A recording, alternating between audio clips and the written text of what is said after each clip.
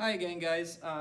We're just going to cover how to take off the bicycle once you have got it on the trainer, whether that's in between sessions. If you have the space to leave it up, great. If you don't, this is very useful for you, and it's also useful when you are taking the bike back, or the trainer back to us.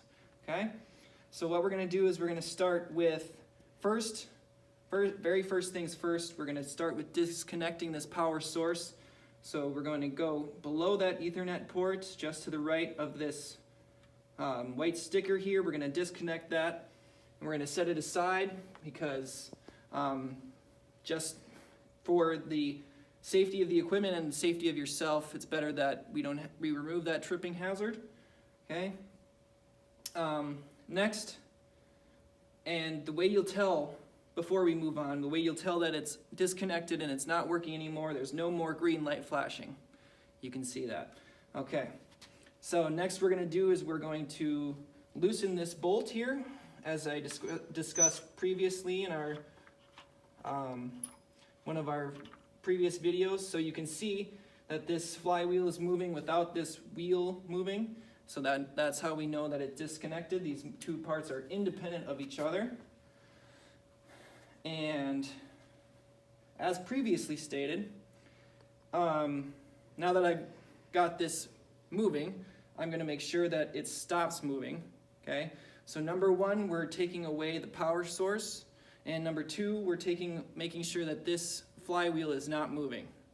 Okay, so this flywheel, once it is moving, and if we're not careful enough, it can shear off some skin, and we don't want to do that. Okay, so make sure that that flywheel is nice and stopped. I recommend waiting for it to stop instead of stopping it with your foot or anything else like that. Okay, moving on.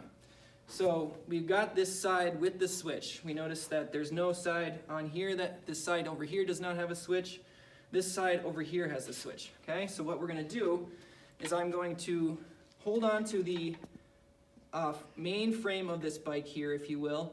And that's just to steady the bike, okay? Because I know that this bike is about to come loose, and not only do I want to brace myself for being losing my center of balance, also want to keep control of the bike, and we also want to keep control of the trainer. It's just best for everything. So we're going to start by lefty-loosey. We're going to loosen this bolt here, and you can see that this switch is already starting to wiggle. That's good. Keep holding on here with this bike on that main frame, and once you've got it nice and loose, you're going to move that switch away from the trainer. So that switch is flipped away from the trainer, and here you can now pull it out. So that bolt is all the way loose, and this is the most important reason why we're holding on to the bike. Otherwise the bike is going to fall out. Don't want that, okay? And what we're going to do is we're going to lift, and look, it comes right out.